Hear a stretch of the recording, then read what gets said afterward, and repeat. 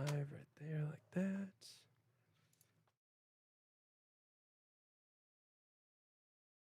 Got this playing.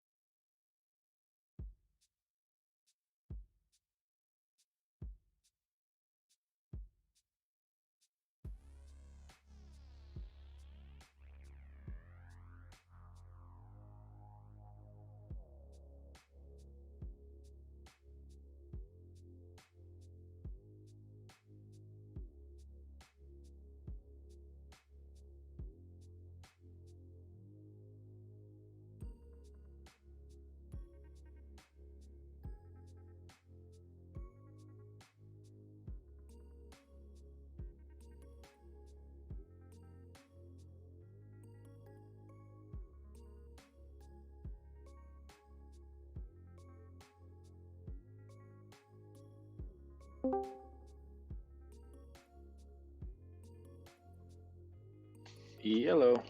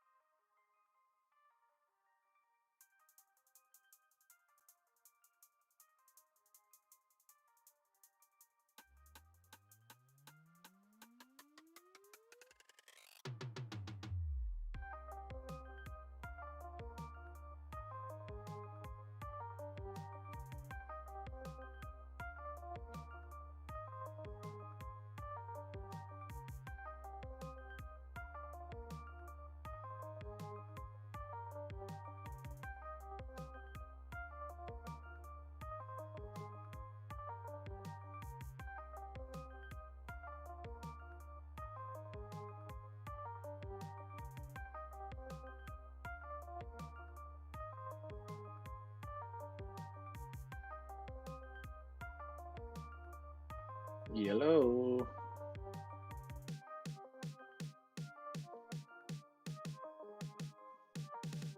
Walters, you there?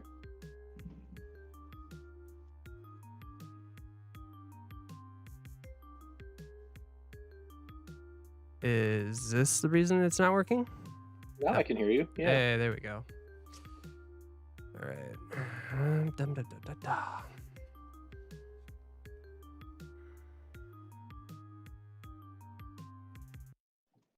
Oh boy. We're gonna keep going here. Also, I'm in Grid Fam whenever, just so you know. Yeah, Roger.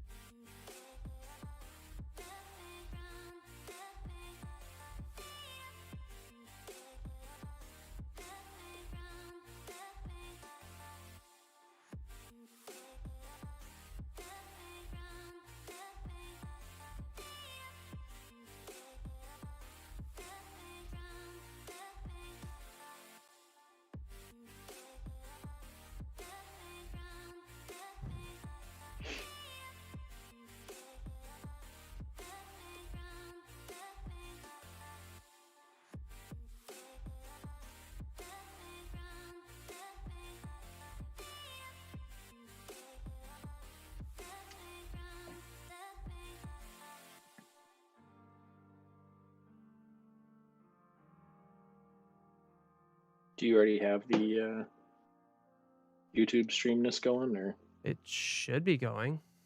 Oh, okay. I just didn't. Did it pop up? I missed it. Oh, yeah, it's here. Never mind. Okay, let's see here. Yeah, it's in there. I just did not realize it. Well, let's see here. What? Nothing. Oh, yikes. Okay. How do you have the matchup set? Have the what? You're cutting out. The matchups. What do you mean? Let's see here. I've got them. Okay, I see it. Okay, I was like, yeah.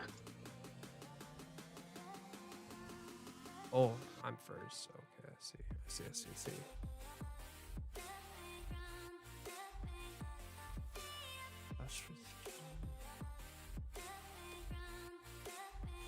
Lion versus Ben. It's third.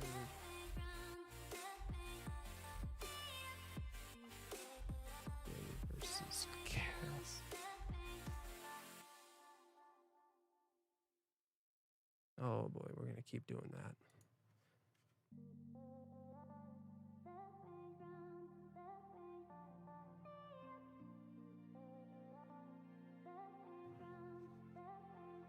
Do you need to get me set up in Grid Fam or anything?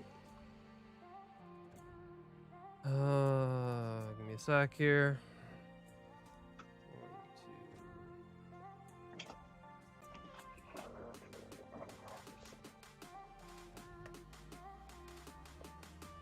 2. All right, go ahead, call in.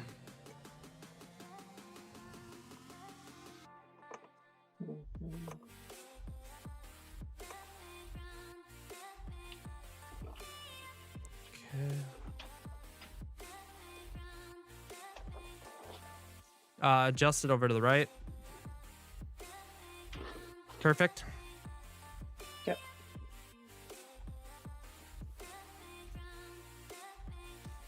Okay.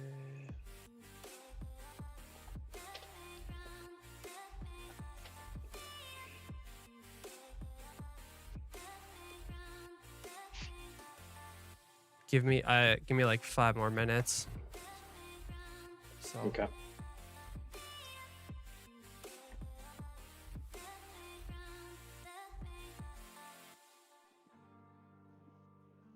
We got 2 viewers in the chat, so that's pretty dope. Hey.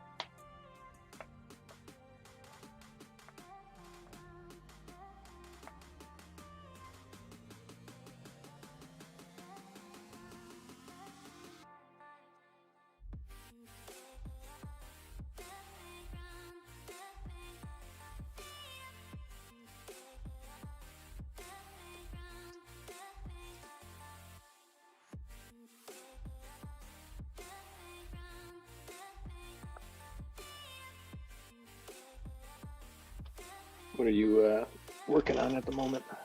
Setting up some key bindings. So, and then Oh. after I'm done with that, I am gonna go get my water and my snack, and then we'll be ready to go. Sweet.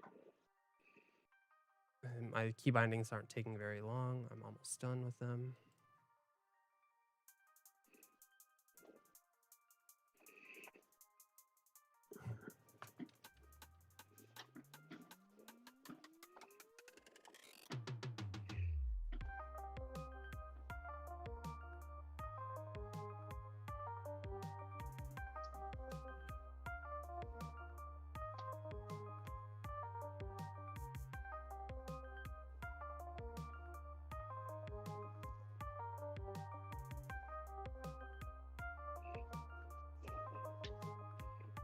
So if I go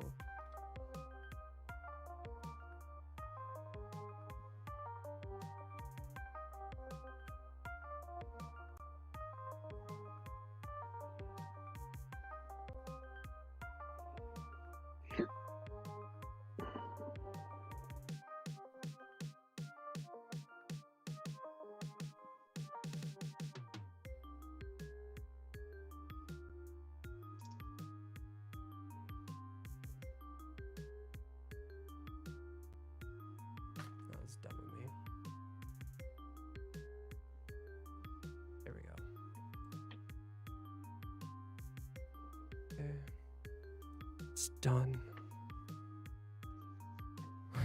Hey, Jen, there's football this weekend. What'd you say? There is football this weekend. There's football tomorrow. Do I sound like crap? Like, is it really? Oh, you sound great. It's just every once in a while, like the second half of your sentence will just cut out. Okay. But you sound good. You sound like garbage, and I don't know if it's Oh. my fault. Oh, I wonder if it's this. Hold on. Hang on. I also have Wi-Fi, so let me switch that and see if it helps.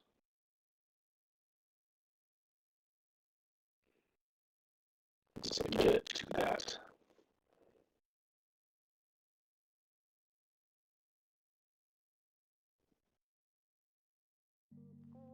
Okay, I got full extra. We'll see if that helps or not.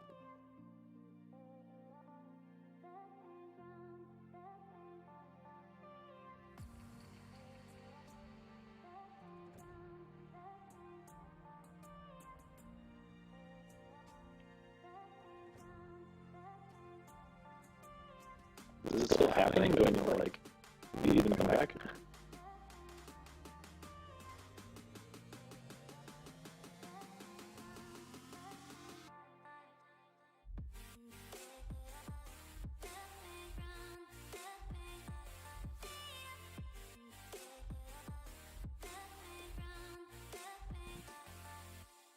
Or should I do anything different?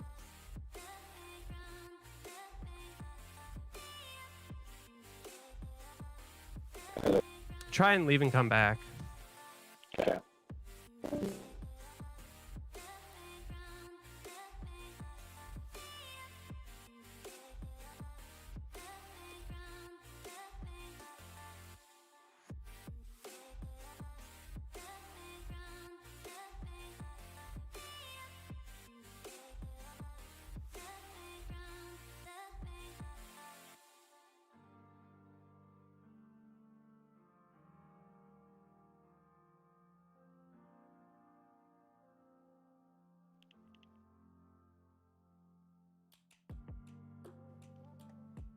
Can you hear me now?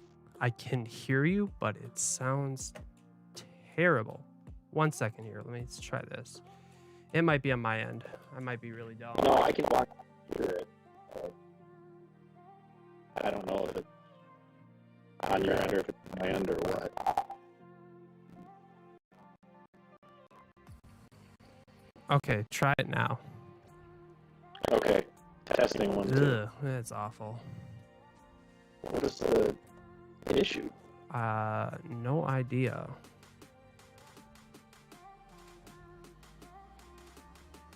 I can switch off of my phone onto my computer and see if that's better. Yeah, sure.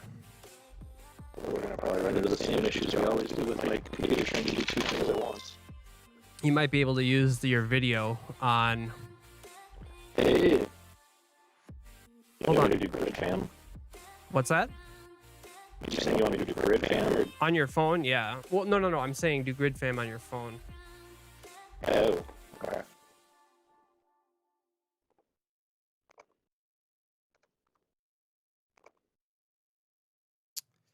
All right. I will switch over on the computer and then see how it works.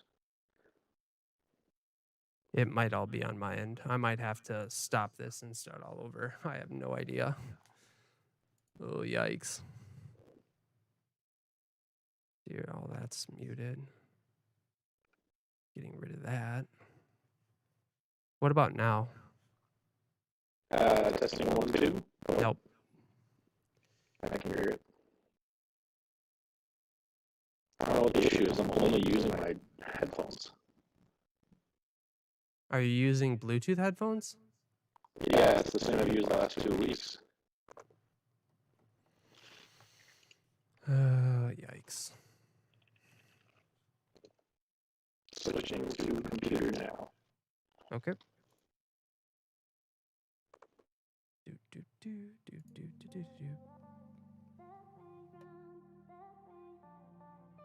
Okay, does this sound better? I heard it. It's definitely not my unit lit. All right. Hold on. It's gotta be me. Because if it's doing it with my hardware computer right No, now, there's no way it's mine. gotta be me. All right. So I'm gonna It's disconnect. gonna be me. Wait, say that again. It's gonna be me. It sounds a little better. Okay.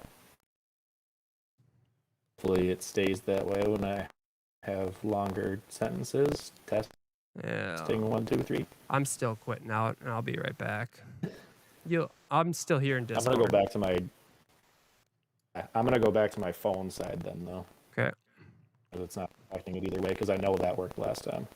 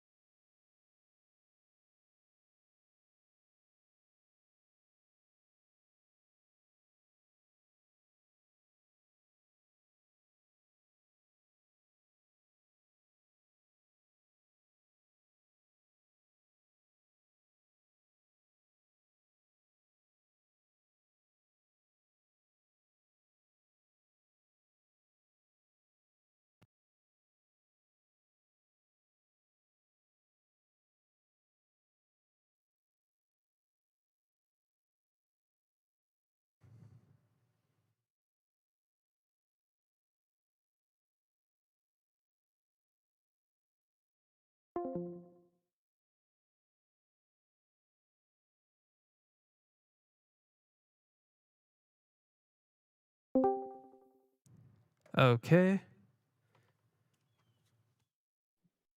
All right. Sounds better. I like it. Okay, that's a start. Okay. All right. And your video is still good to go? Yep. All right, cool. We're gonna stop that. I wonder also if, let's see here. Gonna get rid of that. Let's go into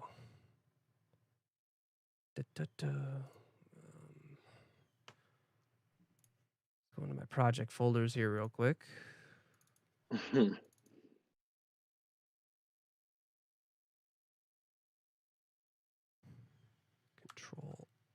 all delete.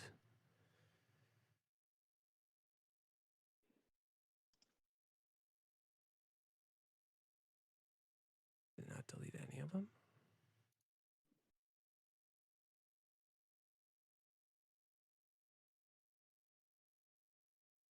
Okay. I'm going to close my audio engine here again for a second. I'll be right back. Okay.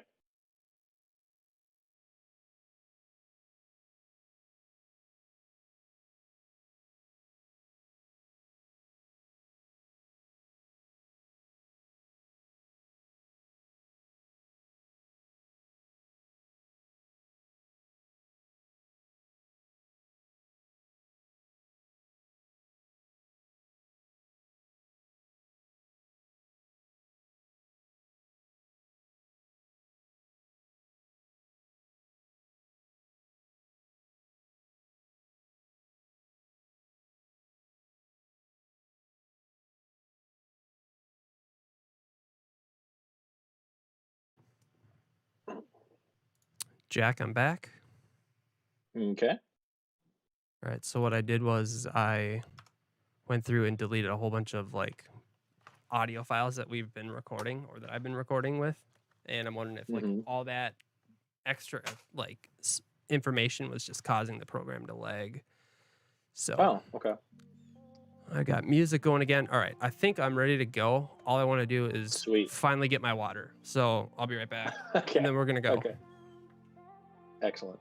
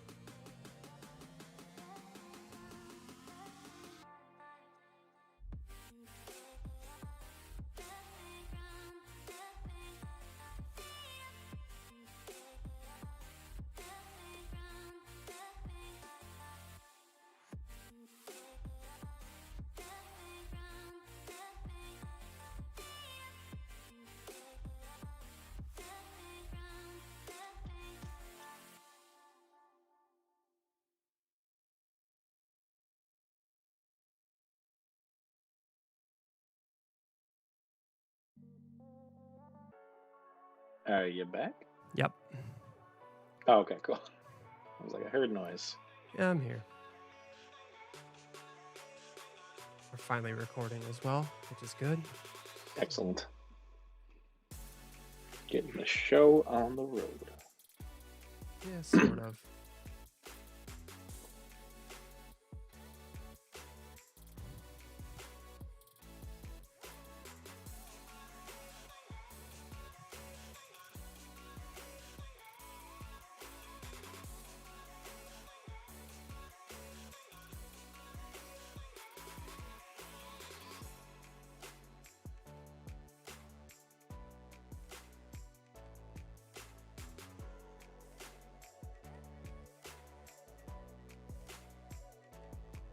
What's going on, everyone? Okay, cool. I got that working. All right. I forgot. I'll be right back. I got to grab something real quick. I will be back in time. Okay.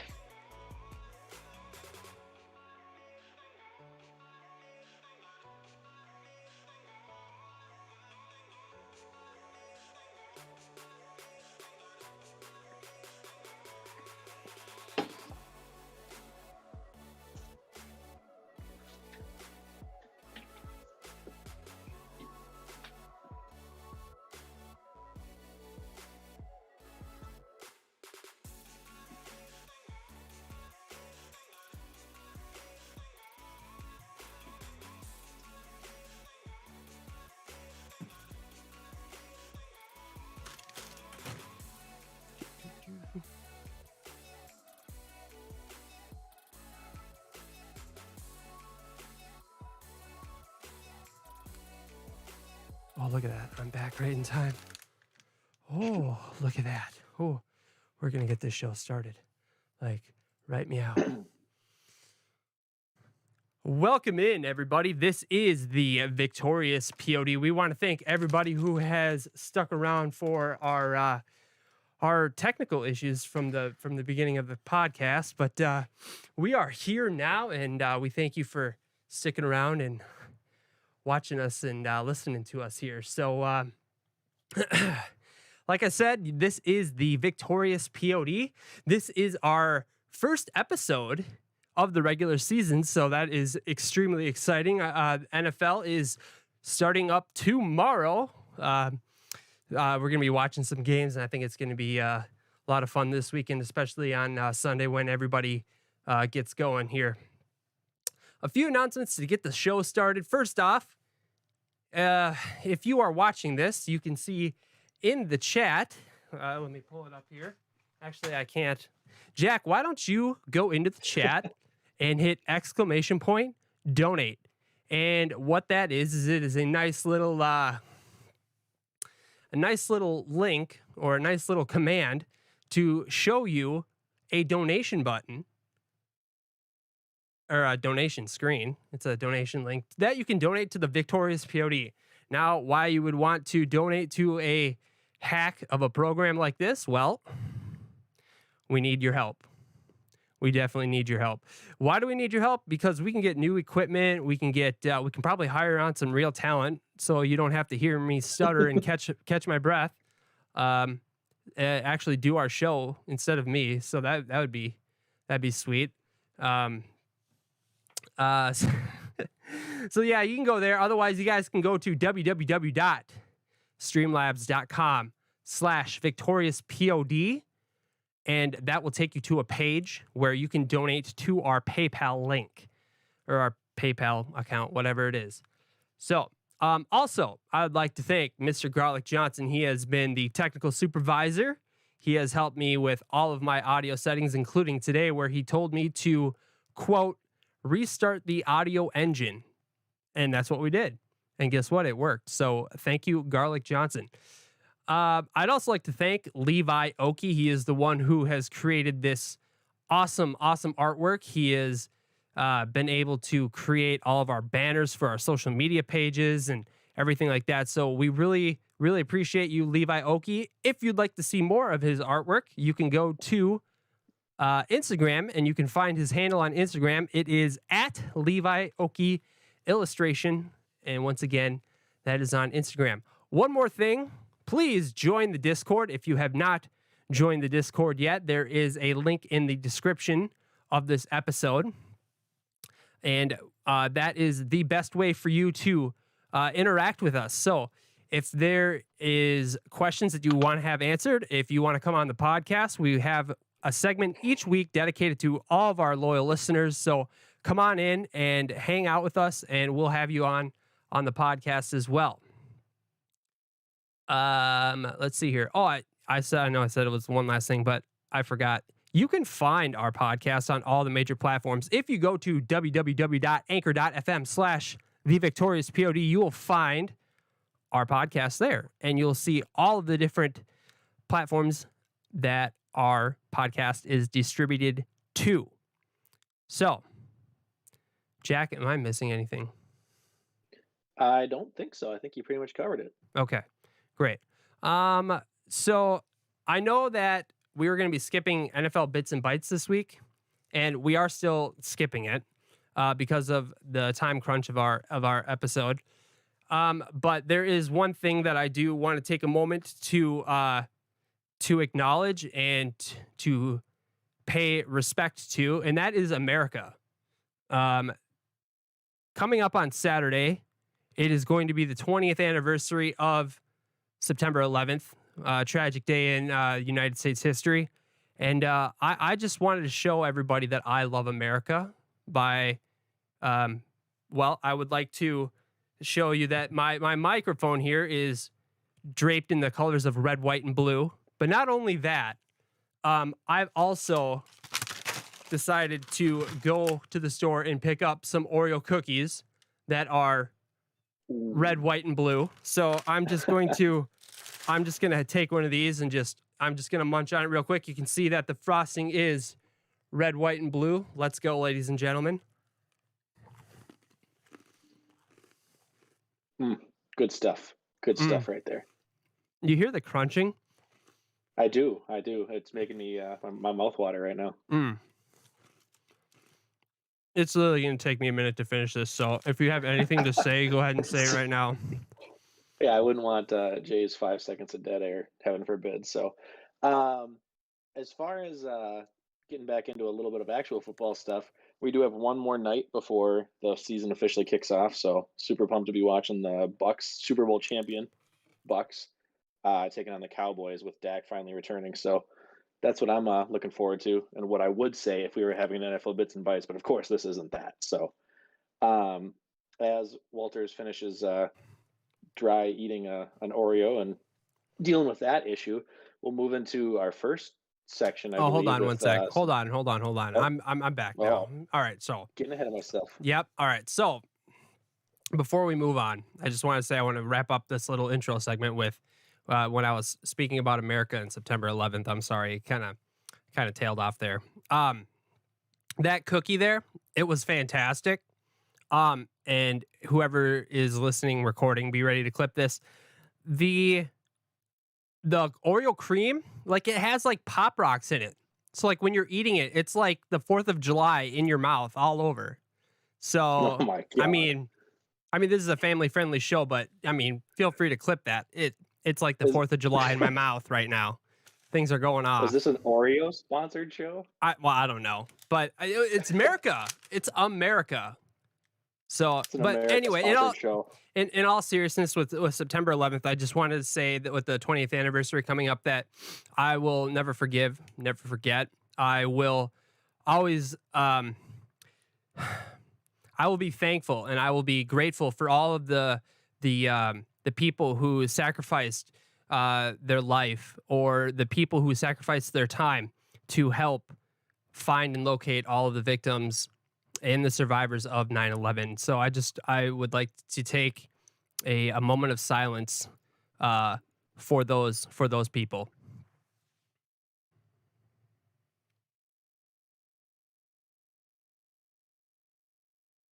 Thank you.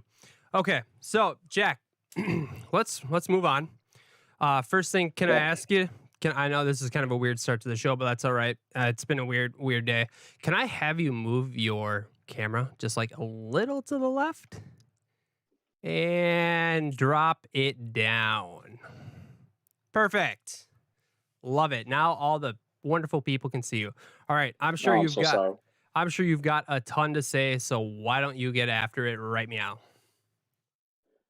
All right, I'll take us into the first section here. We're going to be bringing back what we discussed last week with Tater Tot Hot Take.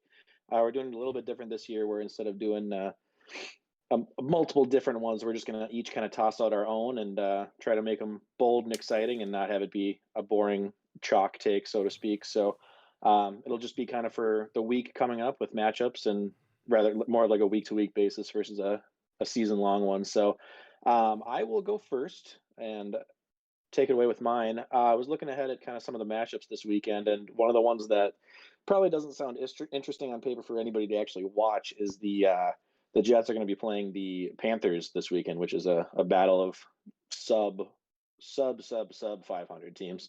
But two new quarterbacks and new faces. Sam Darnold's going up against his old team versus the rookie number 2 pick, Zach Wilson. So my bold take is that despite those guys being ADPs of roughly 27 and 28 when it comes to quarterbacks, they are both going to finish top 15 quarterbacks this week going up against each other because neither of them has a defense. So I think it's going to be a surprise week 1 with two guys that probably weren't even drafted in most leagues. That's Tater a tot bold. hot take. That is a bold take, man. That is good. Oh, I got to make it bold. Got to make it exciting and see what happens. So Right do I think on. it's likely? No, but it's a good chance. Okay, cool. Let's see here. My tater tot hot take for the week is that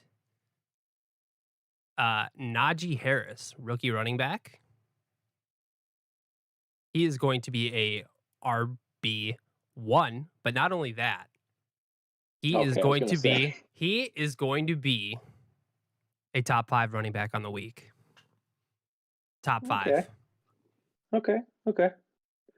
That's like the medium. There's mild and then there's spicy salsas, and that's like the medium salsa. I like it. Okay. All right. I So can see it. I can see it for sure. all right. So not that hot of a take. I thought it was kind of a hot take. I mean, you're taking an unproven rookie and saying he's going to be the top 5 running back in fantasy Oh week yeah, 1. I'm So just bold on him. I'm just bold on him this year. I mean, he was drafted in the first round. He's going as a borderline back end first round pick in fantasy. So I could definitely see it just because I think, to your point, he's going to get a lot of touches. So yes, I think it's a good chance to start off hot. right on. Okay. Cool, man. So, what do we have coming up next? Next section we're going to be moving into just briefly is the swimming upstream section. So some of these are going to kind of feel a little bit quick. We're not spending a lot of time on these little ones in between, just because there's not a lot of substance to them, and we'll have more to discuss as we get into the week, so we can talk about how we did the previous weeks. But swimming upstream, for those of you that listened last week, is our one of my favorite segments that we did from last year, where as a quick recap, I'm just going to pick a different quarterback each week that is only on waivers in our league. So I believe there are about 15 or 16 quarterbacks drafted in our league. Got to pick somebody who's not owned and somebody who I like their matchup. So don't know why you'd be streaming a quarterback week 1. I hope to God nobody out there is, but if you were, this is the picks that I think are going to be the best ones to kind of play matchups wise versus just what ESPN says. So Can I intervene looking for at the just 1 second? yeah, go ahead. The only reason you'd be streaming a quarterback week 1 is if you're in a dual quarterback league Yeah, or a super flex league where your draft was so early that your second quarterback was a rookie, or it didn't pan out the way you thought it was going to pan out, so you are going to need to stream a second quarterback. So there is reason. It's very, I mean, there's a small minority of people out there, but I do feel like there might be someone out there listening to this program, and there might be someone out there who actually need to stream a second quarterback. So there you go. yeah, definitely, Continue. definitely could be. So looking at the docket this week, I don't know if we have the picture of anybody up there. No, sorry, didn't get there. No, that's fine. Okay. So I'll just kind of rattle off a couple of the names that we had as options. So I was tempted to go with Fitzmagic just because I think he's kind of that like huck it, chuck it type of guy that's going to launch it downfield, especially with some new weapons. But the Chargers defense scares me a little bit. I think there's just some better matchups and exploitable defenses than them this week. A couple that were big in contention for me were Matt Ryan and Sam Darnold. I think both of them are playing pretty weak defenses with Philadelphia and the aforementioned Jets defense. So I expect both of them to be doing well if you're in a pinch. But I think as far as not having to make a huge gamble, it's a little bit of a homer pick. But I'm going to start off with Kirk Cousins here, hoping that he doesn't let me down, both as a fan and as the swimming upstream pick. So I think anytime you can pick a quarterback going up against the Bengals, you're probably going to feel pretty good. My only concern isn't that he puts up a dud. It's more so that we just turn to the running game early and often, and Dalvin gets more of it. But if we get 1 or 2 touchdowns that maybe go his way versus on the ground, if he ends up with even a couple of touchdowns and 250 yards or 280 yards, something in kind of like that high 200 range, I think he is a pretty safe pick. I don't see him going out there and putting up like below 10. So somewhere in that 14 to 19. I'm not going to be super flashy right off the bat, but something to get the baseline started, so to speak. Okay. Right on. Cool. All right. So that is swimming upstream. Hey, just for let you everybody know, look for or listen for our sounders to be coming for our segments. Those are coming. They are a work in progress. I got hung up on something that did not make the, I guess, the audio conversion work well. So I'm working hard at it, but they will be quality when they are done. So that'll be a nice little nugget. We're going to be moving into our, excuse me, we are going to be moving into our next scene here. Shoot. Give me a sec. Okay. So there we go. while Yeah, you're I'm sorry. I'm good. We're going to be moving into our next one, which is the NFL Pick'em. So last year we did the NFL Pick'em, and it was a lot of fun. We had people join at the end to see if they could catch up with me. I don't remember exactly how it went, but it went. So this week, Jack, why don't you remind us exactly how the format is going to work? Yeah, so essentially this is kind of just a free for all open competition with anybody listening. So if you, like Walter said, if you want to play, let us know, hop in. Basically, you're going to be picking one matchup in the week one docket of games, and you're going to pick one team that you think is a lock to win. So, for example, if you were going to pick the Vikings going up against the Bengals and you're like, I feel pretty good with that, you can pick them, see if you get it right or not. You get a point if you're correct. Nothing happens if you don't get it right. But then the rest of the season, which is now 18 weeks, you are not allowed to use the Vikings or whatever team you picked. So it's kind of a, do I go for the safe pick or do I try to get a lower level team just to kind of get them out of the way and save those good teams for later? So that's kind of the gist of it. I see here in the notes that there are a bunch of people who are playing along with Yeah. us, which is really awesome. One problem. I Hmm. see one of those guys on the list who are in the Discord. Please Oh, join the yeah. Discord. Join What the heck, guys? join our Discord, guys. What's going on? So to Garlic, spoiler, Garlic, thank you for playing along with this NFL Pick'em. And thank you for being in the Discord. So yeah, cool. Jack, who is your first pick this week? My first one right off the bat, which seems to be a popular pick this week, we are going with the Jacksonville Jaguars over the Houston Texans. So the very, very worst team from last year versus probably the very worst team this year, just to get a worst team out of the way. Okay, cool. I, on the other hand, I'm not saying my matchup is any harder, but I took a team who I feel has less of a chance to win, but they are still favored in this game. I am taking the Denver Broncos over the New York Giants this week, and I made a note in the notes about that, Jack. So, Perfect. so there's that. All right, so we have somebody named Connor. Thank you, Connor, for listening and participating. He has also selected the Jags over the Texans. This Alex fellow, is this Adio Al? This is our Al himself. Yep. Okay? He has also selected the Jags over the Texans. Foster, another league member of the Victoria's Secret, has selected the 49ers over the Lions. That's a nice one. Garlic has picked the Vikings over the Bengals. Brandon has picked the Jags over the Texans. Some guy named Jag or Yag, maybe he's German. I have no idea. 49ers over Lions. By the way, Yag or Jag, that's a change it name. If and then Luke, Browns over the Ravens. So it's actually Browns over Chiefs. Last minute typo. Oh, so okay. Bold take right off the bat. Is it? So it is the Browns versus the Chiefs? It is the Browns. It is the Browns that he is picking, correct. And they're playing the Chiefs. Okay, all right. So your notes were wrong. Thank you for making me look like an idiot. I'm just kidding. Thank you for pointing it out a second time. I do it. I do it myself. I make myself look dumb, so it's not a big deal. All right. Like I said, and like Jack said, if you want to join in, please join the Discord. That would be awesome. Or if you're not going to join the Discord and want to participate, send me a text. Whatever. All right. Jack, we have... Well, it's the same segment. We are going to be rolling into our Victoria's Secret segment. And I don't have the sounder for it, but we do have the Say My Name segment. So, Jack, why don't you take away... Say my name, say my name. Yeah, that's... yeah, it's perfect. So, why don't you talk about what some of the team names are coming up here. Yeah, so right off the bat, I was super impressed. We actually have half of our team that has picked a new team name rather than just, I think mine was Jack number 11. So um, coming out strong before games even played. I would hope everybody has theirs set by tomorrow when they go to check their lineups. But just a few to rattle them off here. We so far have Sour Kareem and Tunyon. I love that. That's That is great. from our league member Josh. We have Osei Kwan U Kelsey. We have Make Walters Bad Again. That's a beautiful um, name. I Fell into the Pits, which is a Parks and Rec reference for Andy Dwyer. Those of you that don't know, Call of Duty Warzone. Hold on, let's stop right there. This is done by Jordan.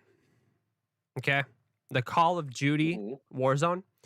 Do you think Hmm. Jordan was smart enough to come up with that name all by himself, or did he pick that up off the internet? Because I will say this before tossing any shade Jordan's way, it is a fantastic name. I love it. So he might, It is my favorite name, and for him using it, I give him props. But do you think he was smart enough to come up with it on his own? I think he is smart enough to come up with it. My only question is, I've seen Call of Duty last year, Okay, so I don't know if he maybe came across it and then just added the Warzone, or if he came up with it on his own. Because for those of you that don't know, he is an avid Call of Duty player, so that would not surprise me. That being said, he's too much of a sweetheart to lie, so I'm sure if we asked him or got him on the air sometime, he'd probably crack and tell us if that was the case. Roger. Okay, I think he found it or he saw it somewhere and decided to use it. I'm not slighting him for that. Like I said, I think it's a great name. I mean, it's a fantastic team name. All right, go ahead and continue. Last couple are 20 Blankenship champion, and that is it. There are 6 people currently without a team name, so we'll see if any of them end up changing it ever. If any of you were wondering who the 20 Blankenship champion was, that would be this guy right here. So, I have to ask, wouldn't it make more sense to call it 20 champion and then Blanken in parentheses ship? So it'd be championship, not ship champion. oh yeah, I suppose that is redundant, isn't it? That's pretty dumb. These these are the hard hitting questions I'm Oh here my for. god. All right. I'm gonna have to go back to the drawing board on that. I was again made look like a fool. Thank you, Jack. That is not your job. That's everybody else's job. All right. All right, moving on. We have noteworthy ad or drops. I don't think we have anything right now that we actually really Nothing. want to talk about. Nope, nothing So, so far. perfect. I love it.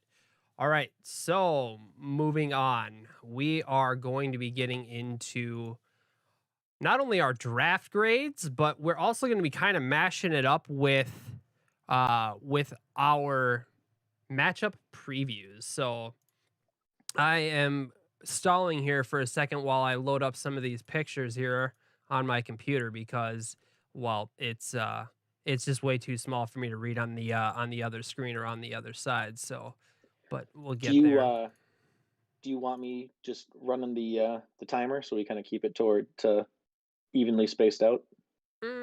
Sure, if you want to. I don't care. I mean, it doesn't I just matter. think I don't. other otherwise I think we're gonna both turn into talking for 3, 4, 5 minutes a team and just repeating each other. So Okay. All don't right. want that. That's fine. All right. So I think what we're going to do first is we are going to switch over to this here so you can see that. And we're going to be off camera for a little bit. So that'll be nice.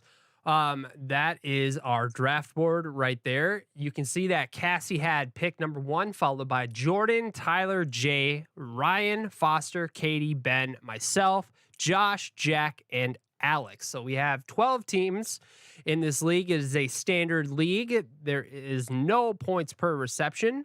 We have pretty much your standard roster. It's a quarterback, 2 running backs, 2 wide receivers, a tight end, a flex, a defense, and kicker.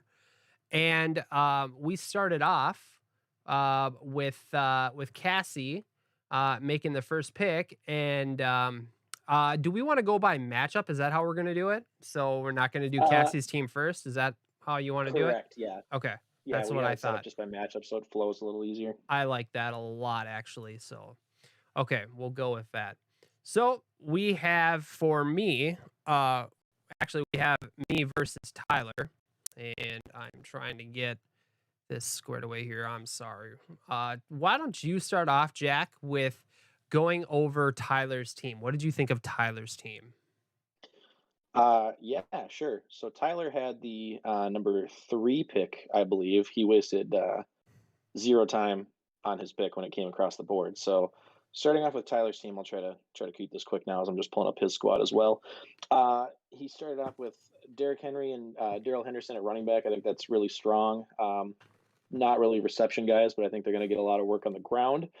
AJ Brown and Robbie Anderson. He feels like at both positions he's got a really strong one guy, but then the number 2 is kind of middle of the road.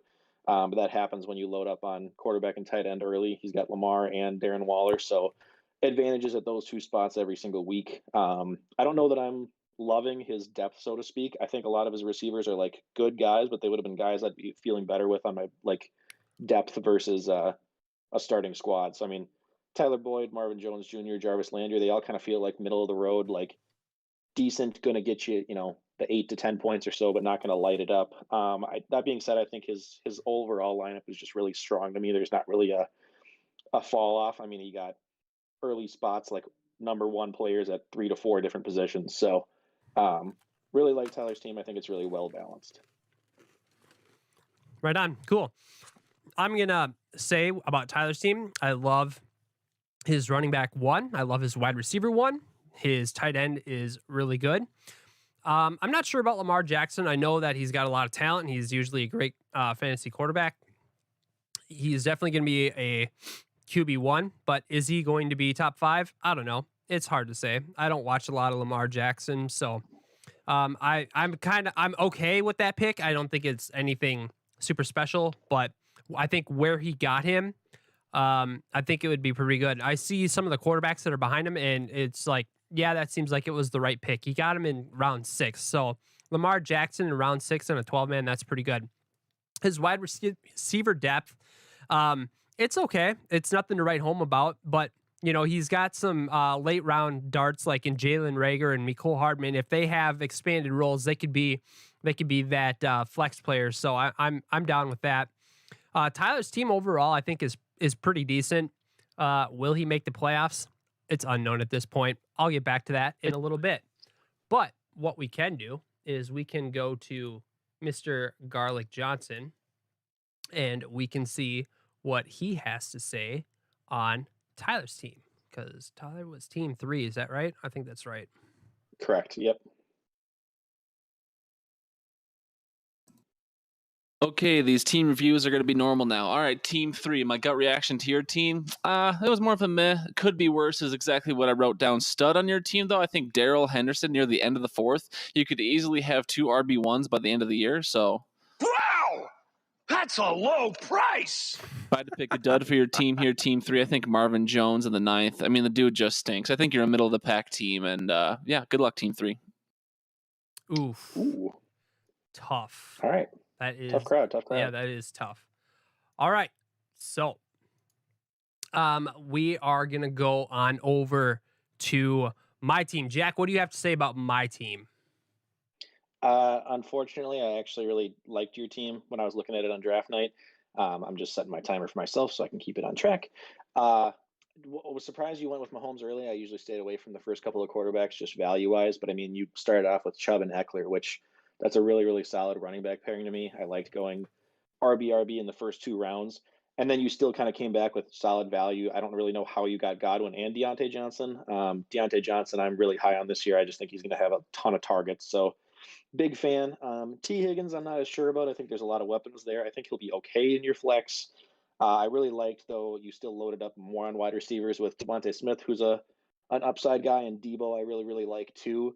Beyond that, not a whole lot, so I'm not feeling great as far as running back goes, but hopefully you won't need it with those other 2 guys. So I think the starting squad is really, really good. It's just a matter of if you avoid the injury bug.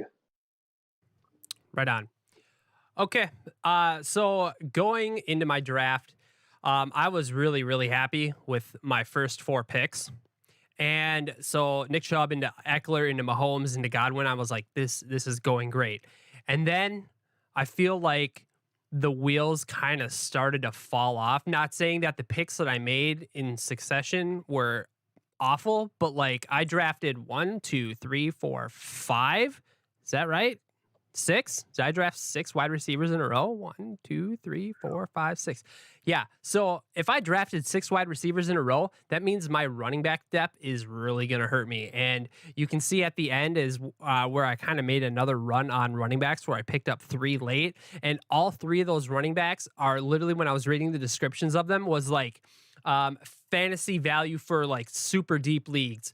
Not really going to be on the fantasy radar. So if any of my players, especially my running backs, get injured, like it's season over.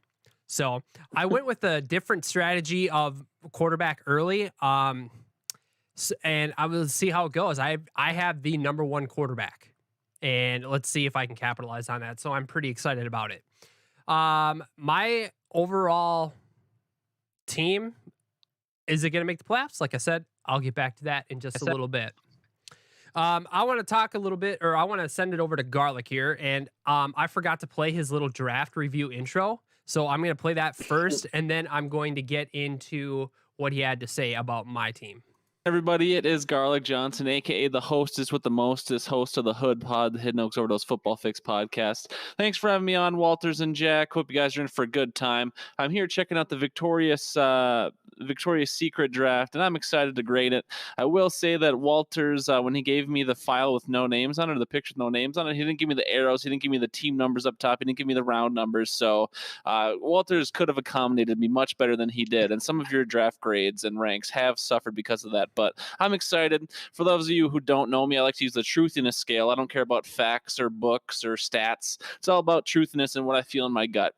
So with that said, when I'm going through your teams, I'm going to give you my first gut reaction. I wrote it down as I went through each team. So my gut reaction: a stud on your team who I think is going to do great, a dud on your team who's probably going to underperform, my overall feelings, and then at the very end, I start to rank everyone. So that's how I'm doing it. Let's get into it. Love it as always. Yeah. All right. So now we're going to go up and we are going to get the review from my team. I was pick 9? Yeah, I was.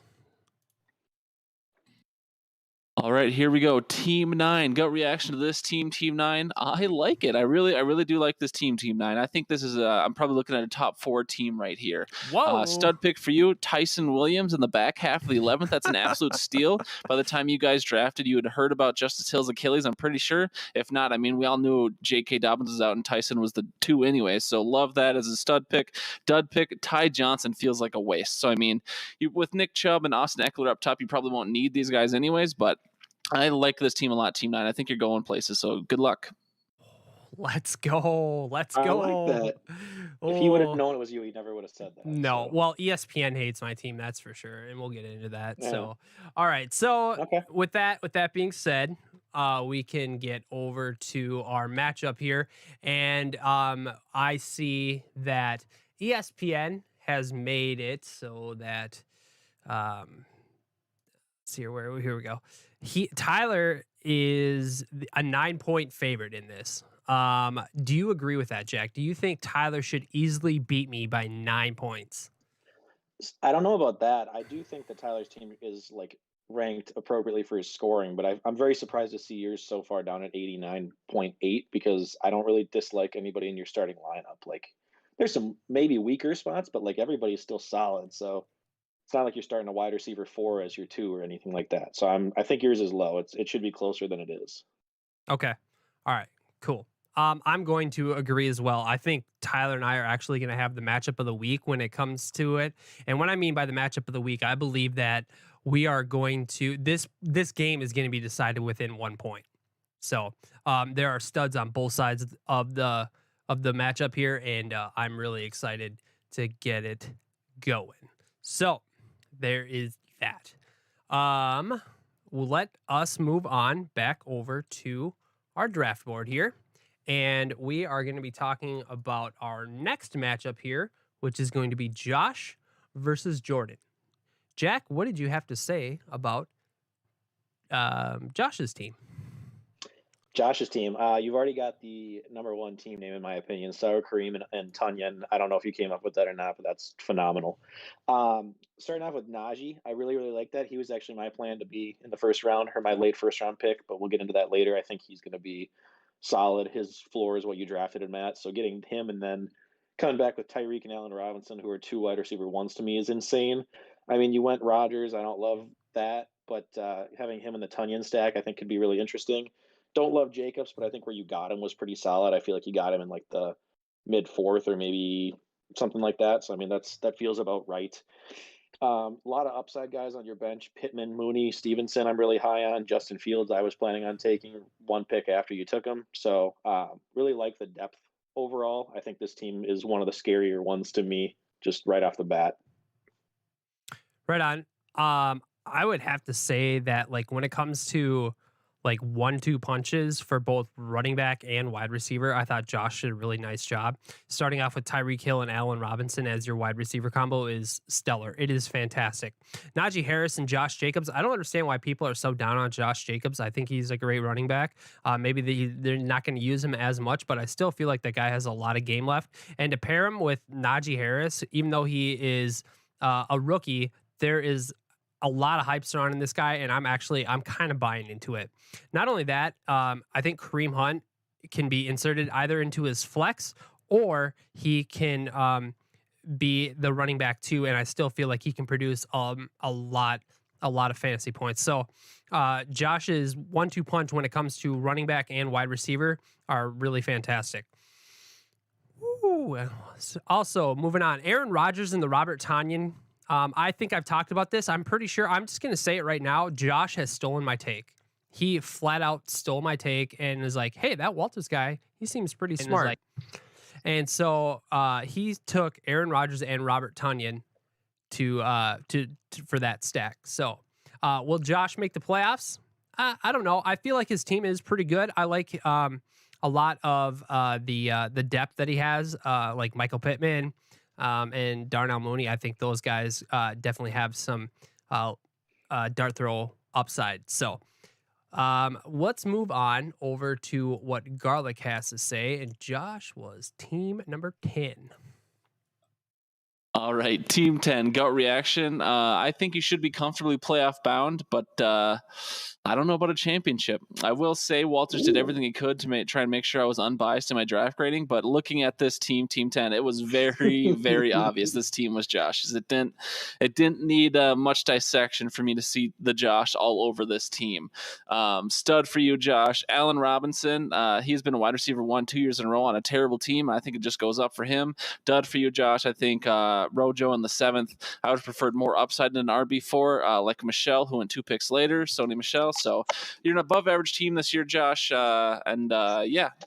Lottie frickin' da! I love those sound drops. Uh, All right. So we're going to get on over and we're going to take a look at our matchup here between Josh you and... don't want to talk about Jordan's team? Or? Oh, yeah. I'm sorry. Yeah, we can do that, actually. I'm sorry. Let's talk about Jordan's team. Jack, what do you have for Jordan? All right, starting my timer here. So Jordan, he somehow gets CMC at the 102, which is just silly to me. But then he just decided, I think, that CMC was worth 2 running backs and didn't take another one for like several rounds. When your RB2 is Melvin Gordon, I think he got him like pretty late. I think it would have been like the 7th or 8th round. He went like receiver. A lot of high upside guys with Jefferson, CeeDee Lamb, Kupp now with Stafford in town, Jerry Jeudy, like all big names that are supposed to take a big step this year. I just feel like I would have gone like another direction with maybe one of them because I think your starting core is really, really solid. I just would have used more running back depth. I mean, beyond that, his next best ones are Michael Carter and Devin Singletary, who honestly might not do anything. So your running back depth scares me. Your tight end's kind of meh. I don't really love Gesicki. He's just middle of the road. Russell Wilson's consistent. I feel like this team will be consistently good, but it's not going to be like a high end outscoring some of the top teams on like a good week. So middle to high for me. Okay. I would agree. I think Jordan's team, outside of Christian McCaffrey and Justin Jefferson, his team is just kind of meh, just kind of in the middle. So CeeDee Lamb, okay, yeah, he's a little bit better than just meh, but like Cooper Kupp, Jerry Jeudy, Kenny Golladay, Melvin Gordon, Michael Carter, Gesicki. I mean, it's a lot of these players, they might have some upside, but I mean, I just look at it and I'm I'm not really scared of his team, even though he does have CMC. I'm not a big fan of his tight end for sure, Mike Gesicki. So I don't think he's playoff bound, but I have been known to be wrong before. Let's see what Garlic has to say about Jordan's team.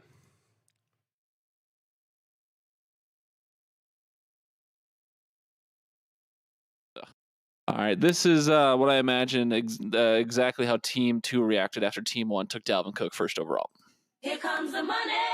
Here we go. Money talk. Here comes the money.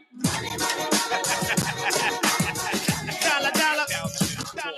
Are you So trying yeah, to get... I mean, Christian McCaffrey in this too is just incredible. I think Melvin Gordon. Hold on, I'm pausing that. Is he trying to get me like copyright strike? Like you can't be playing these sound bites, man.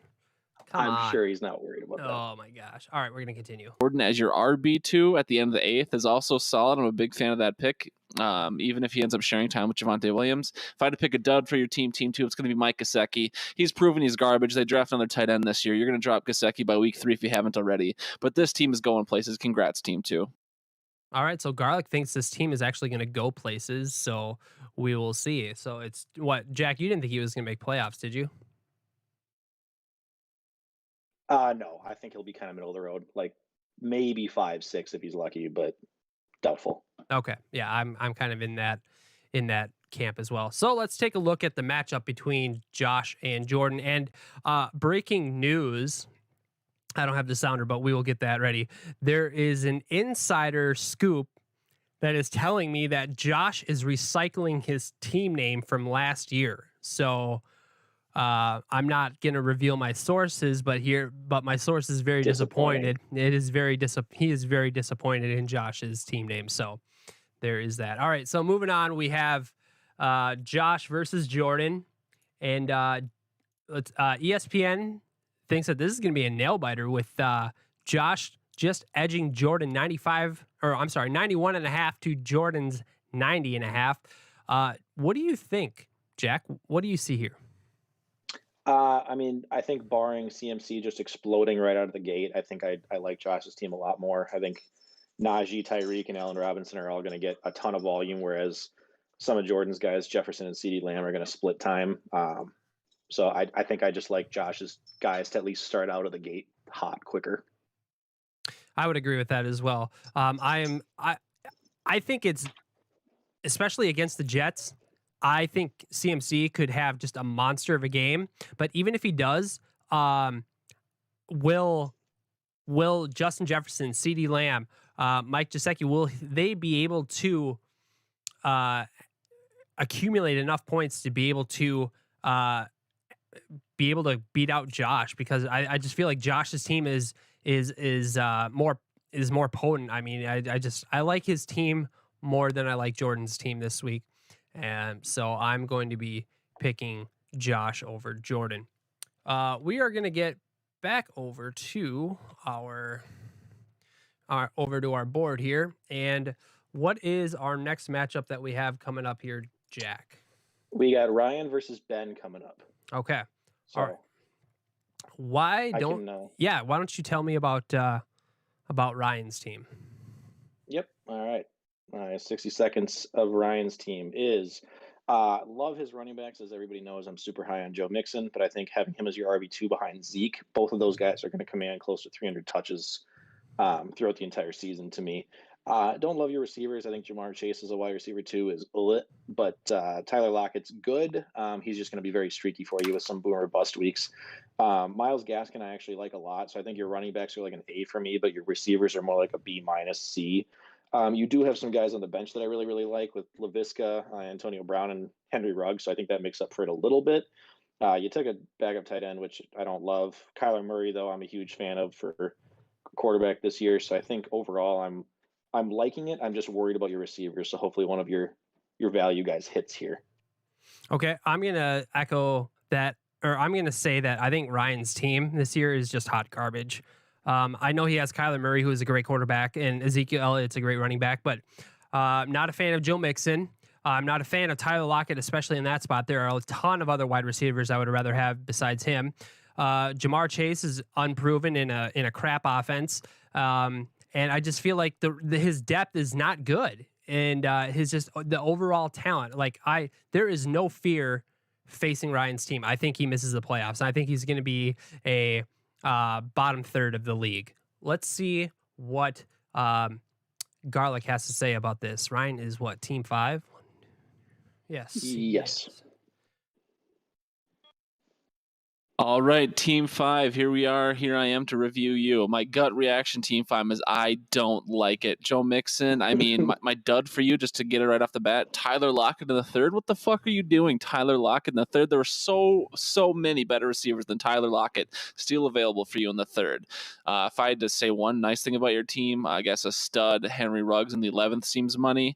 I figure you'll start Henry Ruggs in your lineup more often than not. But overall, Team 5, you're a below average team, and I think you're in for a bad time this year. Oof, ouch. Giving him the Law and Order drop. All right, so I just wanted to say that Ryan was building a swing set at the time of the draft, so he was preoccupied with other things, but I don't really know if that's an excuse for him. Jack, what do you think? Do we give Ryan an excuse for drafting his team? No. Because okay, I No, didn't think so. mean, he could have planned it whenever else, and he made all of his picks. It wasn't like he was auto drafting. So. Right. Okay. No, that's fair. That's totally fair. All right. We are going to get over to Ben's team. So why don't you tell me about Ben's team, Jack? On paper, Ben's team looks really good. He got a lot of solid value to me in this draft. Going Jonathan Taylor, I guess, is a little bit shaky just because we don't know what's going to happen with his offensive line issues. But David Montgomery, I'm a huge fan of. I'm in love with this year as an RB2. He got Kelvin Ridley in the mid-second, which is insane. Cortland Sutton, I don't love, but I think Kittle, he got, in the early 4th, I believe, which I don't know how Kittle dropped. If I would have known that was going to happen, or mid-third, I'm sorry. If I would have known that, I would have probably waited on my pick. But Stafford, consistent, not super sexy or like high upside, but I like him. Gallup, he gets Michael Thomas to sit on his bench, Trevor Lawrence to sit on his bench.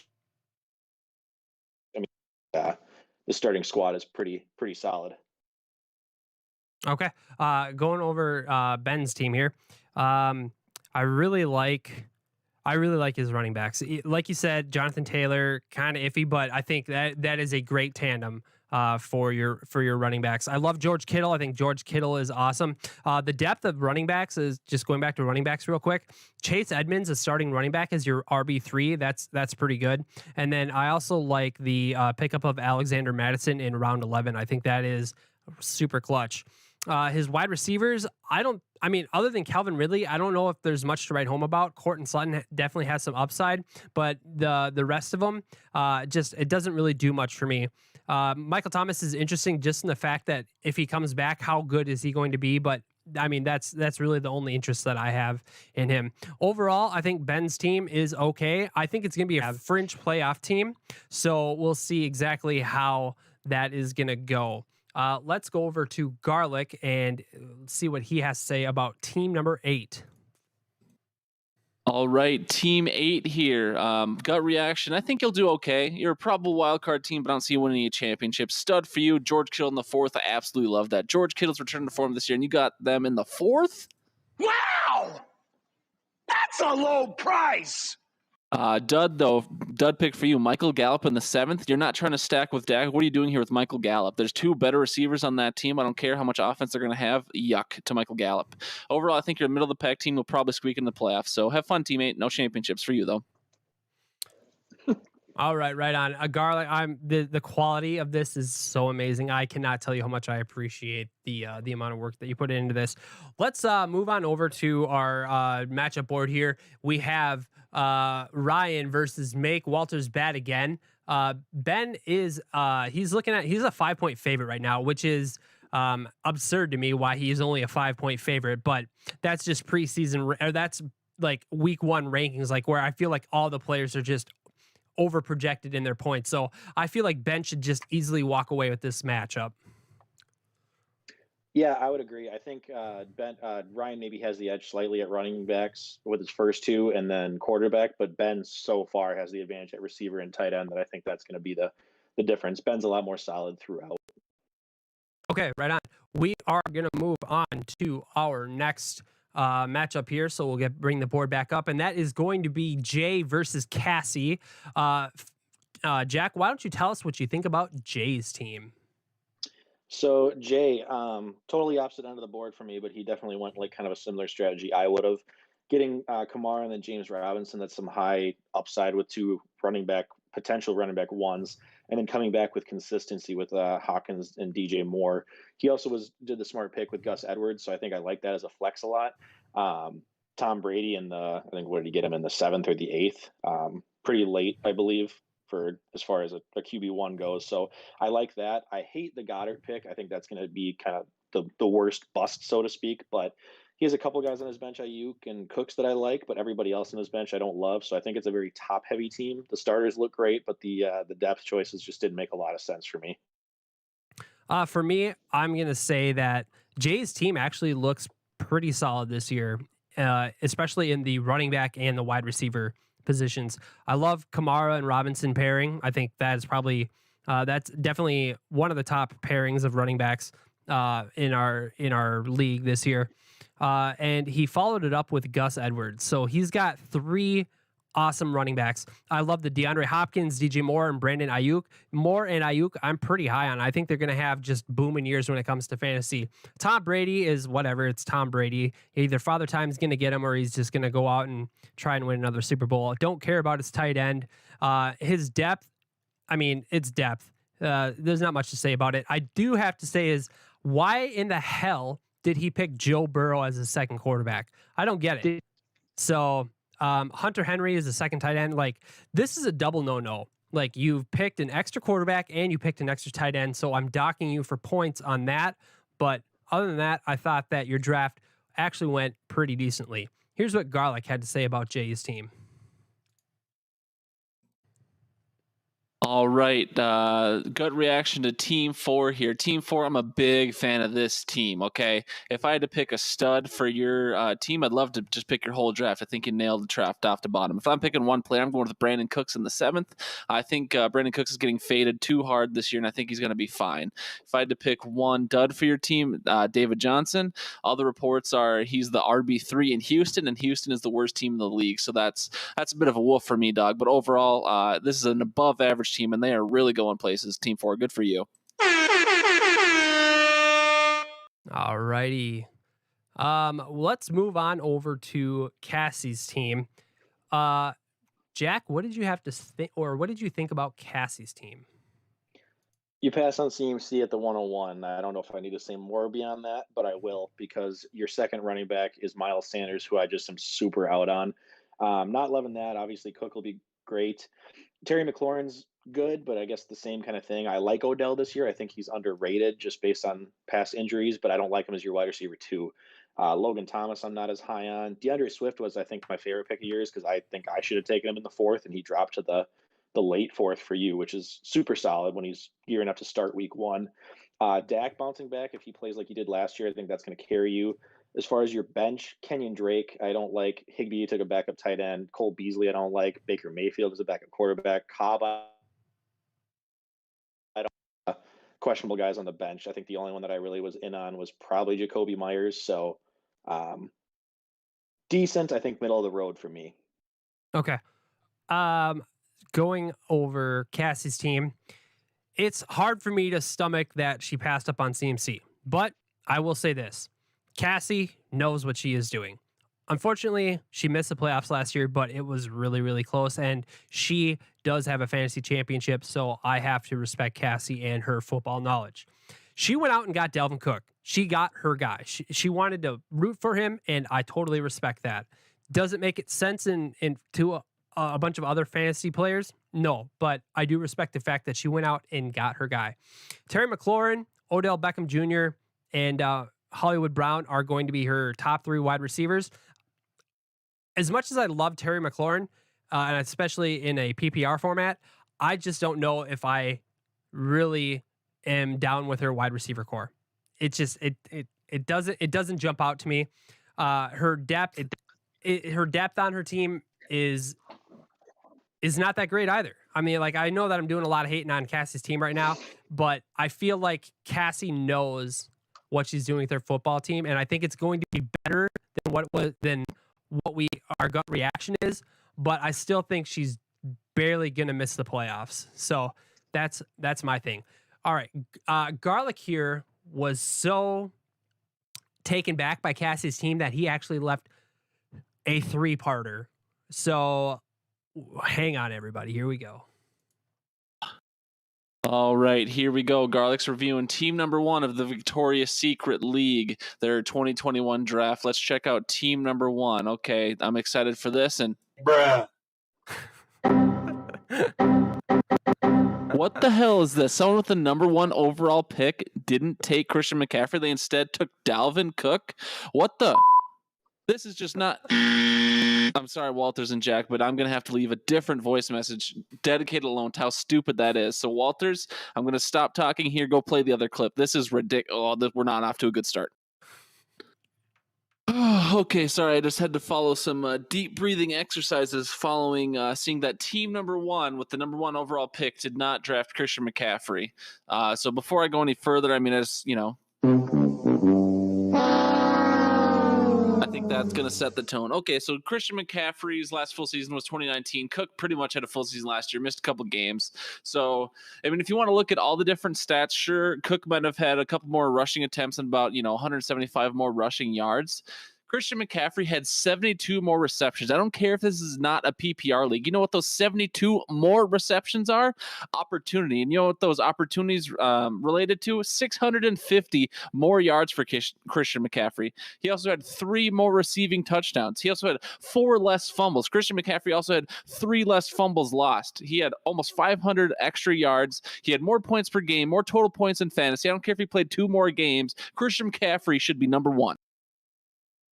And part 3. So yeah, team 1. Okay. Yeah. So I mean, I guess if I had to say one nice thing about your team, Higbee in the 11th is okay. But I mean, Higbee in the 11th would be a lot nicer if you hadn't taken Logan Thomas in the 7th. What are we doing here? Dud on your team? Miles Sanders to start the 3rd instead of James Robinson, Chris Carson, or David Montgomery? You're a buffoon. Overall, I hate you. I ranked your team low when I first looked at it, and after reviewing every team, I have you as the 11th team out of 12. You know what that is? Really, really bad. Oh, brother, this guy stinks! Oh my. Well, Cassie's not a guy, so there's that. So thanks, Garlic. Also, Garlic, you are now enemy number 1, public enemy number 1 in Cassie's eyes. So I don't think you're going to be getting a Christmas card from her this year. Moving on, we are going to take a look at the matchup between Cassie and Jay. So let's do that. Cassie is edging out Jay in this prediction here, 98.4 to 98.2. Jack, can you believe it? What do you see here? I'm going to go with Jay in this one. I think I like his matchups more, just with taking away from Miles Sanders and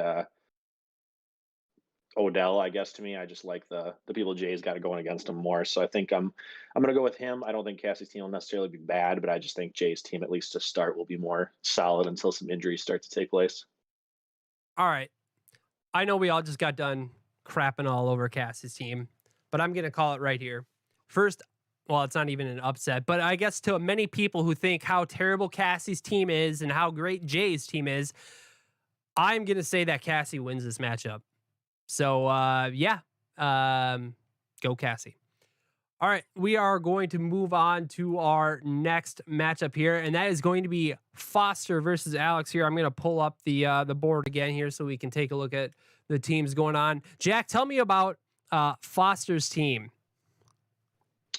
Yep, just setting my timer here quick. So Foster, when your RB2 is Jamal Williams, I'm not loving that, but CEH is a solid RB1, I think, this year. There's a little bit of a question mark with him, but having Devontae Adams and Mike Evans is pretty intense too. Corey Davis in your flex, I'm wondering if you don't really have a better option than that. So I don't really know kind of what happened. It seems like your depth kind of got rough earlier than I would have thought. I mean, that's kind of what happens when you take a quarterback and a tight end both early. I do like Josh Allen and Mark Andrews, so I think you'll have a safe baseline, but I don't know that the star power for your like RB2 or your flex guys is going to necessarily be enough to win and take over against some of the top teams. So I'm worried. I think you'll be maybe a contender, but I'm not loving the bench until a couple of your rookies start to play more. Okay, looking at Foster's team, I was just going to say at running back, Foster, I feel like you're going to be hurting. I think you're going to be hurting.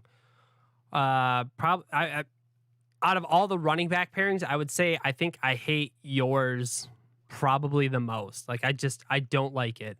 Um, Your wide receivers, on the other hand, I think they are fire. Devontae Adams, Mike Evans, Corey Davis, I think they're all fire. I think your tight end looks great. Josh Allen, he's a stud. Led me to a championship here in the Victoria's Secret. So, and then I'm just looking at his depth as well. You know, Trey Sermon, he might come along at the in the middle of the season to be the favorite out there in San Francisco. But I mean, that it's way too early to tell. But his depth, like Russell Gage, I think that pick is fantastic there in the 11th round. I think he has a chance to be something big. Will he make the playoffs? I don't. Gosh, that's hard to say. I think with his running backs, it's going to be really tough to make the playoffs. But I think Foster is also going to be one of those fringe players. Let's see what Garlic had to say about his team. All right, Team 6 gut reaction. What I have written down here is it's fine. But the very first thing I said to myself looking at your team, Team 6, is that you should have gone with the running back in the 3rd round. I just don't know if Mike Evans is the person I would have picked there after your first 2 picks. Stud for your team, I like Emmanuel Sanders. I think Emmanuel Sanders is just going to surprise a lot of people this year in Buffalo. Dud for your team, I don't really have one. Maybe Terrence Marshall. So I mean, this draft is fine, but I think the team overall is not great. I think you're a middle of the pack team and you'll struggle to make the playoffs. Good luck. Okay, moving on. Nice and sweet. I like it. Nice and sweet. Foster was playing Alex. So Jack, what do you have to say about Alex's team? Right. So Alex's team, same kind of thing here. Your RB2 really scares me. I mean, getting Sony Michel as your second one, he's not even the RB1 on his own team. So I like Gibson, but I think that's going to hurt you. You really don't have any other running back depth beyond that with James White, Zach Moss, Naeem Hines. I mean, just ugh. So I do like your receivers. I'm low on Thielen this year. I think he was inflated by touchdowns a lot last year, but I mean, Diggs is Diggs. Robert Woods is super consistent. I think Claypool will be pretty solid too. Kyle Pitts is the big question mark on your team. Is he going to really live up to the hype? Because you're kind of taking him at his ceiling. I mean, he's being talked about like the next top tight end, but I don't know if he'll be there right off the bat. Hurts, I like as a quarterback. He's going to run a lot. I just think running backs are really going to hold you back. I mean, this is assuming that Gibson stays healthy or you even have an RB2. So I think it could fall off quick, but if you don't have RB injuries, the rest of your squad is solid enough to make the playoffs. Okay, looking at Alex's team, I think where Alex is really strong at is wide receiver. But the rest of his team, I'm not super high on. You know, Antonio Gibson. I mean, sure. I mean, you have the 12th pick, so all the premium running backs are gone. And I look down at the rest of his lineup of running backs, and it's just hot garbage. It is disgusting. Kyle Pitts, who knows? Rookie. Jalen Hurts. Second year, is it going to be sophomore slump? My gut tells me yeah, but we'll see. He might be able to get a bunch of rushing yards for you. Does Alex make the playoffs? I don't think so. Looking at his team, gut reaction, I think Alex is a bottom 3rd team, and that's just how I feel about it. So that's no, yeah. Let's see what Garlic had to say about Team 12. Okay, one more team to go. Team 12. There's literally no one on the planet listening at this point. I think even Jack and Walters are tuned out. Gut reaction, though, Team 12, even though I'm at energy too. Yeah, you needed some more RB love. That was literally my gut reaction. You needed more running back. Stud. I think there's no studs on your team. Dud. Jalen Hurts in the 8th at QB. I'm not a believer. This is a below average team. Sorry, Team 12. You stink. Yikes. All right, so we're going to take a look here at the matchup between Foster and Alex here. And by no surprise, ESPN has Foster beating out Alex 93.1 to 88.9. Jack, what do you see in this matchup? I mean, neither of them really have an RB2. That being said, I think I like Foster's team more. So I think I'm going to go with him right off the bat. I think his flex, his tight end will both start out quicker than Alex's. And I just like his quarterback more to carry it. So neither of them I'm feeling great about for week 1, but I'm going to go with Foster at least off the gate. Yeah, I would have to agree. I mean, just looking at all of Foster's positions against Alex's, it's just like I like the players more, and I just feel like there is a ton more talent on Foster's team. So I'm going to be picking Foster to beat Alex here. All right, I think we are going to be going into our last matchup here, and that's going to be Jack versus Katie. So let me bring up the board again here. Jack, why don't we talk about your team first? All right, I'm starting my timer so I don't talk about my team forever. My draft strategy got thrown out the window because I did not expect Saquon to fall to me the 111, and I didn't expect Kelsey to be there at the 202. So getting those two guys, I think, was a great value. I never in a million years mocked either of them. That kind of forced me to go wide receiver heavy a little bit. I really like Keenan Allen and Amari Cooper. Those are both guys I was targeting at the 3-4 turn coming in, so that felt a little better. Didn't love having low running back depth, though, so I doubled up on Mike Davis and Raheem Mostert. Will both of them be the guys throughout the entire season? I don't know, but I feel pretty good about both of them to start and give me time to figure things out. And then I just kind of took high lottery tickets from there. Will Fuller's out week 1. James Conner could end up being the guy in Arizona. Tyrell Williams, I think, is the wide. Don't love my running back depth, but I mean, I really feel like I got good value at receivers, quarterback with Ryan Tannehill, who should be a QB1, and Kelsey is just a difference maker. So that's my stuff.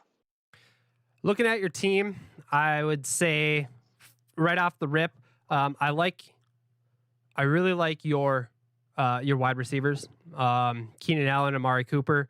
I think they're going to be just fine. Amari Cooper, I'm a little down on this year just because I think I just think Dak is going to want to throw the ball to Michael Gallup and CeeDee Lamb more than Amari. But that's just my take. It's probably a terrible one, but whatever. Saquon Barkley, I don't know what to think. Like I really don't know what to think about your running back room. Saquon Barkley is supposed to be a stud, but he's coming off a terrible injury from last year. Mike Davis I thought he filled in well last year, but he's on a new team, and I'm not sure. But how would you rate the offensive line in Atlanta, Jack? If I were to ask you, are they supposed to be good? I literally don't know. They're not good, but I mean, they had Todd Gurley as an RB1 through like week 12 last year just on volume. So I don't think it's the offensive line so much as he'll get some dump offs and goal line work, if anything. Okay. And then with Raheem Mostert, it's such a crowded backfield in San Francisco. It's really hard to tell how efficient and how much usage Raheem Mostert is going to get. So there's just a lot of question marks in a really, really important area of your team. Ryan Tannehill, he's supposed to be all right. I don't really have a huge opinion on him. He should be a fringe quarterback 1 for sure. I don't think he's going to light the world on fire, but I think he should be a quarterback 1. Your tight end, Travis Kelce. I think it's fantastic. I think it's ballsy in the second round, but you know that he wasn't coming back. So if you wanted to go get him, I respect that. Other than that, does your team make the playoffs? I think you're a fringe playoff team, and I'm not sure if you're going to make it or not. I will have my list of playoff teams at the end of this whole thing, but let's see what Garlic had to say about your team, Team 11. All right, here we are, Team 11. Team 11, my gut reaction to your team was this was a great value draft. I see a lot of high floors on this team. It seems like a lot of people fell to you. Saquon at 11, and then Travis Kelce you got in the second round. I think that's nuts based on everything I've seen all fantasy season long. So a great value draft. I don't know if you're going to win anything, though. So, I mean, as much great value as you got, I don't think this is a championship team. But we could say, because all the value you got, that business was Booming! Show me the money! Dud pick for you, Team 11, Mike Davis to end the 5th. I think that's money. Dud pick for you, Wayne Gallman's just clogging up your bench again. These people who are insisting on handcuffs, you're going to regret it during the season because if that was anyone else, you'd drop him. But because it's your handcuff, you'll hang on to him. Stop doing that to yourself. All right. So I just wanted to point out here, I just got a lovely text message from my co-host, Jack, who is no longer with us here because It says that his power has gone out in his house. So even though his phone and laptop runs off of a battery and should have made it for the next 10 minutes while we finish up the pod, I'm assuming he is going to tend to the power that is out in his house. So I'm going to be finishing this up here solo unless my buddy Garlic wants to hop in, or Alex, if you want to hop in, I mean, you can clean up here. So whoever joins the podcast waiting room and whoever comes in wants to help me out finish this thing, that'd be cool. Otherwise, I'm going to take her off on myself. Let's move over to Katie here. Katie, her team, I thought she did really well. I love her running backs: Aaron Jones, Chris Carson, Damian Harris. I think those 3 running backs will be able to get you going here. And I'm really excited to see what Katie is going to be able to do with her running backs. Her wide receivers are just as good as well. DK Metcalf into Julio, I think those are great pairings. I think when it comes to running back and wide receivers, Katie really, really did a nice job. Her tight end, TJ Hawkinson, did all right. Her quarterback, I'm kind of mad on. It's Herbert. I mean, he had a great season, but whatever. So, Katie, I think you're set to make the playoffs, to be honest with you. So I am going to be picking you as one of my playoff teams here. And let's actually, I see that Garlic here is in chat with us. Garlic, what is up, dude? How's it going?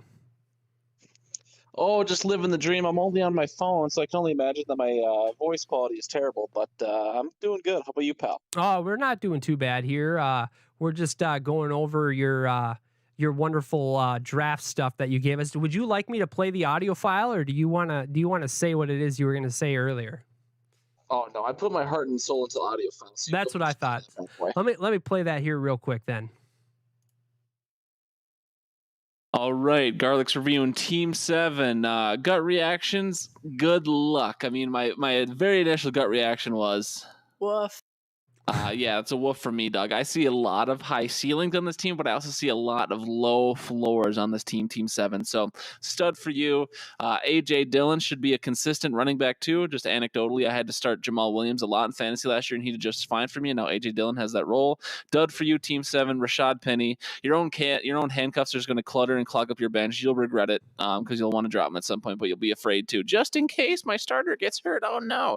So, yeah, Team 7 definitely has potential to go places. I'm not a believer though, so I think you're going to be out of the playoffs, Team 7. Good luck though. All right, cool. Thank you, Garlic, for that. I really do appreciate it. So let's move on over to our big board over here, and we will switch our scenes. So now we have our matchup. Katie is facing Jack. She is the underdog here in this matchup. Jack is projected 96, while Katie is projected 91.2. Just looking at Katie's team with like the big names, I just felt like it's a lot better team, and I think ESPN Garlic is really I think they are kind of agreeing with your analysis about high ceiling but low floors. Do you think that ESPN is stealing your takes? No, I mean, ESPN pays me for my takes because they're just so good. They're so quality. So, I mean, a guy like Julio Jones, that's a big name. Everyone's super excited for that. But he got hurt for the first time in a big way last year. He could have a 20-point game. He could have a 2-point game. He could not even play if he tweaks a hamstring early. So, it's just hard to say for sure what Julio's going to do. And that can be said about a lot of, like, Damian Harris, another great example.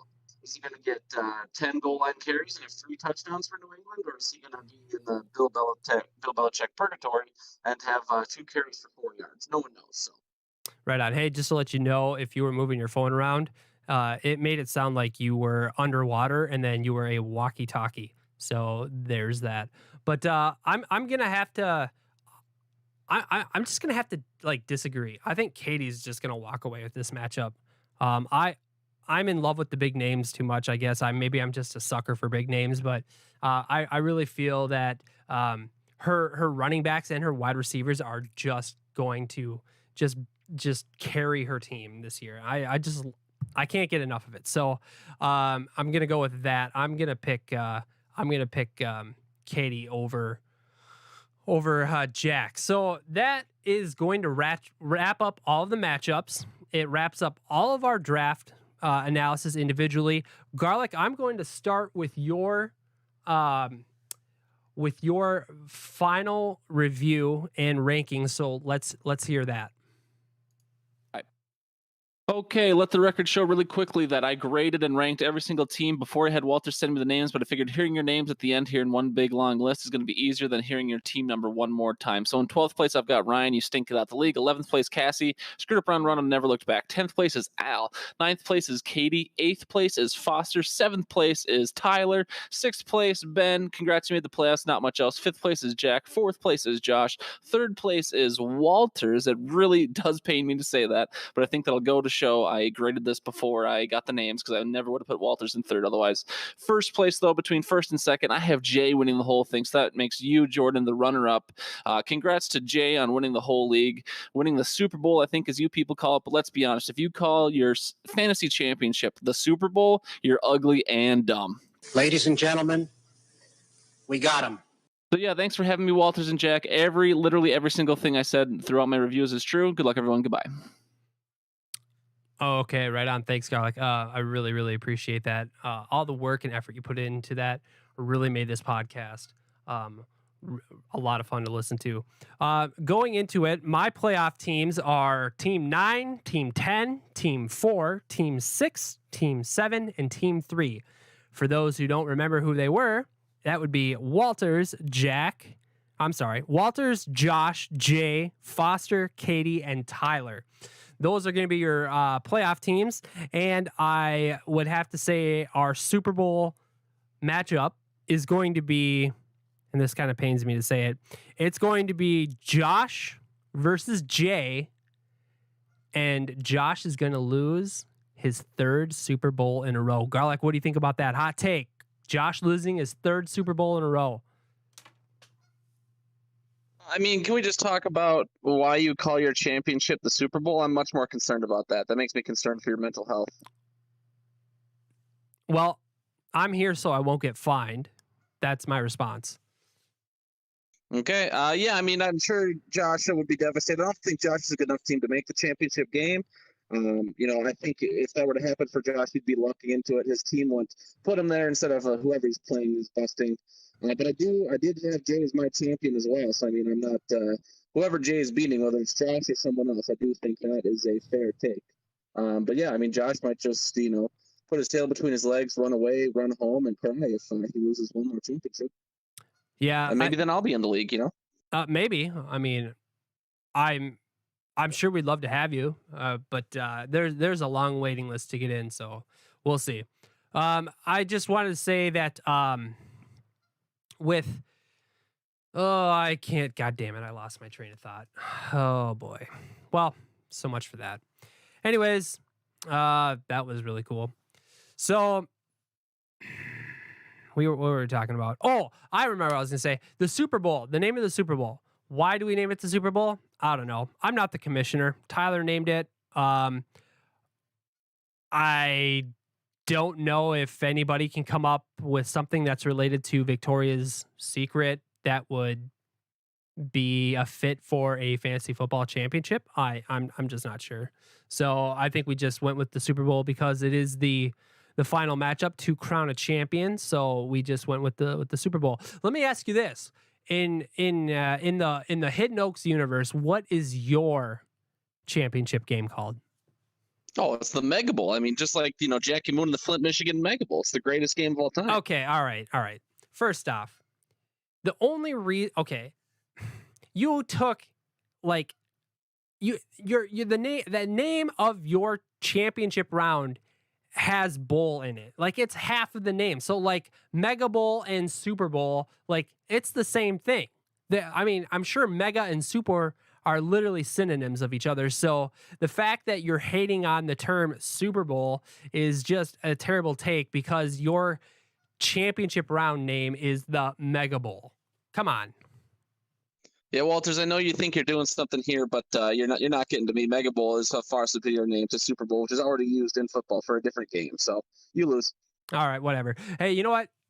let's have a discussion about it in the Discord. Maybe, I don't know if anybody cares. So, anyways, I don't know if I really have anything else. I just want to say thank you to everybody out there who has listened, who has been watching us. I'm actually going to switch over to this here. Hold on one second here. Oh boy, let's do that. And so you can see me. Hi everybody, I'm back. So, I just want to say thanks everybody for watching our stream. It was rough to begin with just because I was everywhere trying to get stuff figured out, but I think we absolutely made it to the end. If you stuck with us the whole time, we really appreciate it. I just want to throw out a few things here. Remember, if you like what you hear, if you don't like what you hear and you're feeling generous or sorry for us, you can always donate to us. So hopefully we get better at www.streamlabs.com/victoriouspod. All one word there. You can you'll be brought to a website where you can donate to our PayPal account. So please do that. We would be very, very appreciative if you did that. Join the Discord. The Discord has the place where you can chat with all of us. You can ask questions, you can rate teams, you can rate trades, and you can talk about almost anything that you want in our Discord. We have social media platforms. You can find us on Twitter and Instagram. On Twitter, we're at Victorious Pod, and on Instagram, we are at The Victorious Pod, all one word. So please go check us out there. I would like to thank Garlic. Garlic, thank you for coming in relief for Jack, whose power went out. He told me like 10 minutes ago that he was trying to reboot. He seems pretty pissed off that it's not working, so I'm not exactly sure what's going on out there at Jack's house. Hopefully everything's going okay out there. I don't think I have anything else. Garlic, do you have any final thoughts?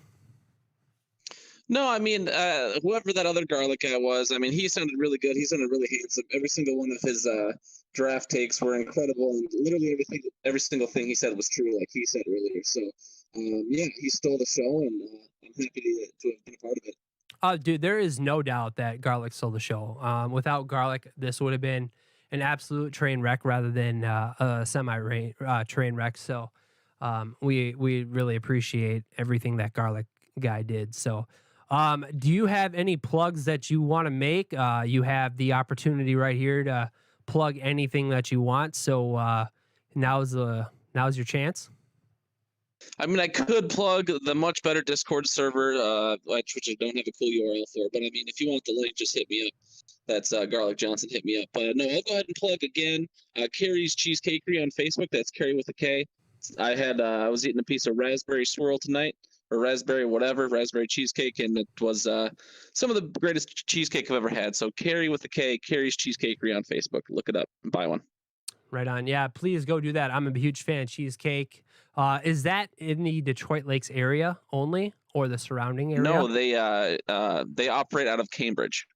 Okay, so just a little bit north of the Twin Cities here in Minnesota. So definitely go check them out. So. That is pretty much going to do it. I want to say thank you again. Guys, please go to our YouTube channel and subscribe to us. We have 80 subscribers. Last time I checked, we are getting a lot closer to that goal of 100 subs. Guys, thank you very much for checking us out. And we are just going to end it right there, stumbling into the gate and out of the gate, guys. Thank you very much. Have a great evening. Bye.